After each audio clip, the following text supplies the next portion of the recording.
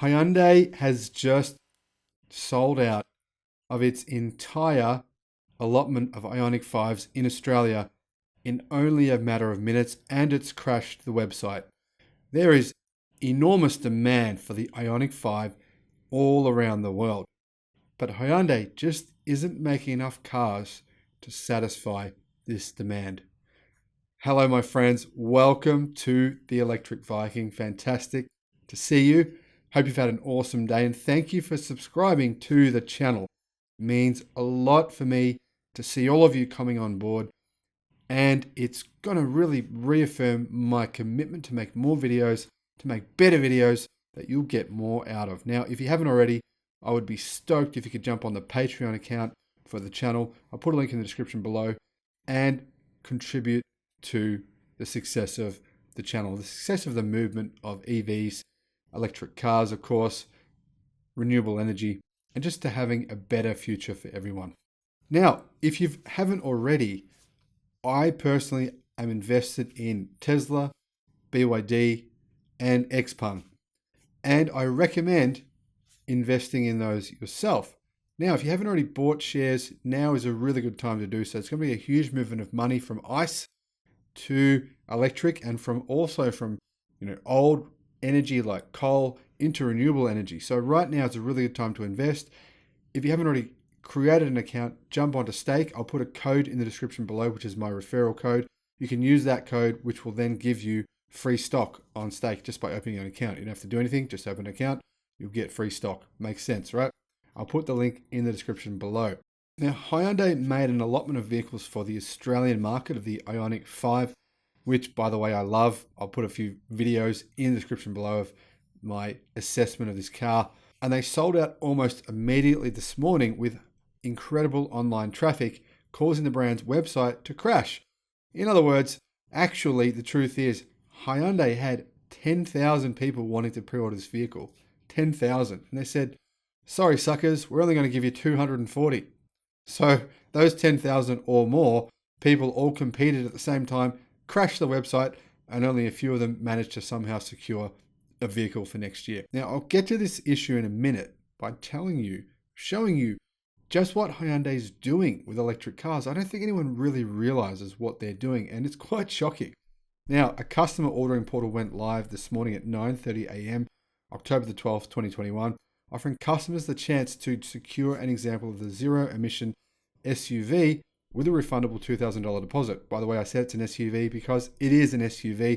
Stop saying it's a hatchback, you morons. It's the size of an SUV. Just because they didn't jack it up doesn't mean it isn't one.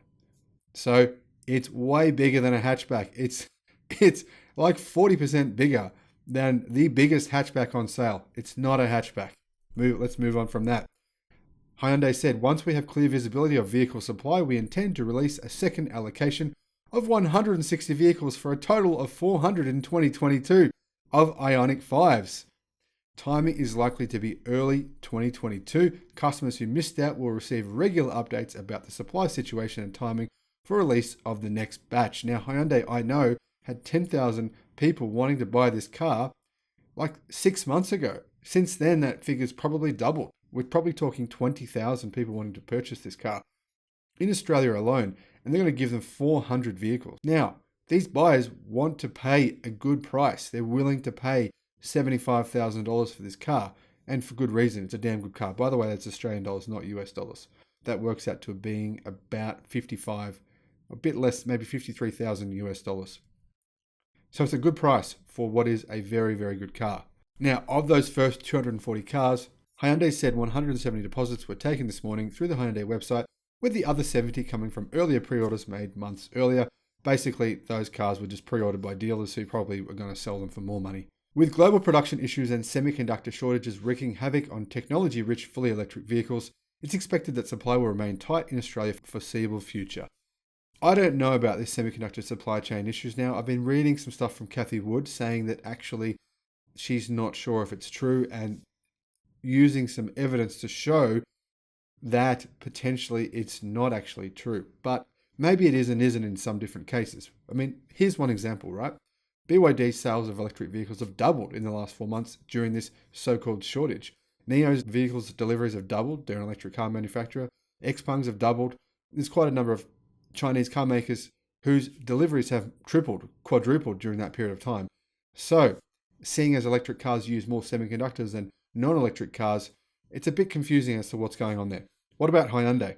Why are they only delivering 400 vehicles when they could sell 10,000 or more here in Australia? And that's for the entire year of 2022. By the way, this is not for 2021. That's for the entire year of 2022. Now, I want to point out just how bad this situation is for Hyundai. They've made a brilliant car, and they simply can't supply this vehicle. And if you think about it, Tesla, where are their buyers coming from?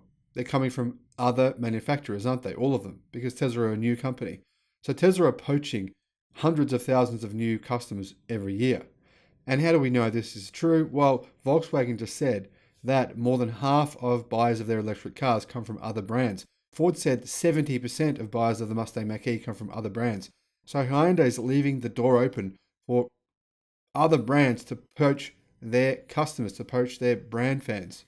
Now, here is more evidence of what I'm talking about. From January to August this year, Hyundai sold 68,000 electric cars on the entire planet. On the entire planet. Now, last year, BYD was a pretty small electric car player, believe it or not, but they sold 37,000 in the month of September alone.